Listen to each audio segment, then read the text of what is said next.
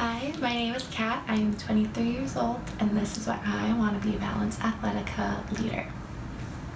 So there are two words that come to mind when I think of Balance and the company and the brand they've built, and those are empowering and inclusivity. I think they've done an incredible job of creating this mission to be inclusive of all people, no matter your height, weight, shape, size.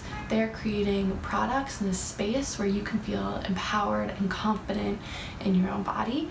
And I really resonate with that mission, a piece of inclusivity and really promoting the fact that no matter what, you belong here. After college, I did a year of service tutoring in a high school in Newark, New Jersey, so it was a very urban, low-income, underserved area.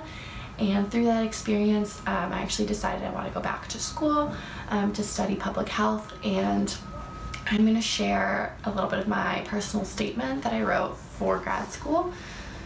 Into the cafeteria to eat breakfast, I began to get whiffs of fried food and ketchup. Students were coming in and eating french fries and mozzarella sticks from the corner store instead of the fruit, yogurt, and bagels that were being provided by the school free of charge. As the year went on, I watched as my students would regularly consume a gallon of sweet tea over the course of a school day. They would come in clutching their black bodega bags, trading pork rinds and honey buns for pineapple and cotton candy flavored soda. Junk food was commonly used as a reward for good behavior, and the majority of their days revolved around getting their hands on these processed snacks. I would show my students the salads and home-cooked meals I would bring in for lunch in hopes of setting a good example. But more often than not, they did not even know what the different vegetables were, what they tasted like, and some have never even seen them before. So many of these kids were already plagued with health problems such as asthma, obesity, and diabetes. They were constantly telling me how they didn't feel well, whether that be stomach aches, headaches, or just general sluggishness. I couldn't help but to think that if they would just take better care of their bodies and what they put in them, they would start to see major differences in their health. I began to try and piece together the why of the problems I was seeing. To me, it seemed like a simple solution. Eat whole, nutrient-dense foods and make sure you are getting some sort of physical activity in each day. As someone who grew up with a garden in their backyard, was involved in highly competitive sports my entire life, I never even had to think twice about implementing these strategies. I already had the tools in my toolkit. My students did not. To frustrate things further, their poor health choices were not entirely their fault.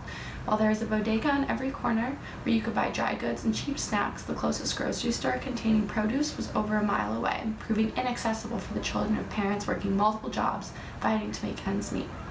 Our school system offered a few sports after school, but there are very few signs of organized sports or physical activity in the community as a whole. I realized that there was, yes, a lack of access to the resources needed to live a healthier life, but also a lack of awareness of the resources already in place. Today, I work for a nonprofit dedicated to ending generational poverty in Central Harlem. I work as a sports specialist as part of the Healthy Harlem initiative to combat the rise of obesity in the community. We provide after-school programming such as adult fitness classes and access to produce, all free of charge.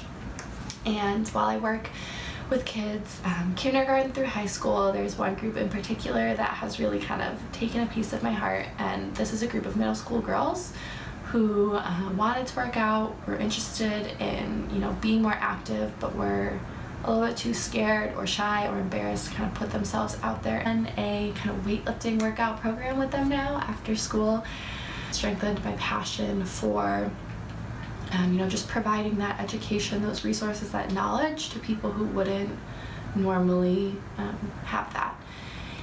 And I think being a Balance Athletica leader would be such an amazing opportunity. It would give me a platform to kind of share my passion about public health with so many more people.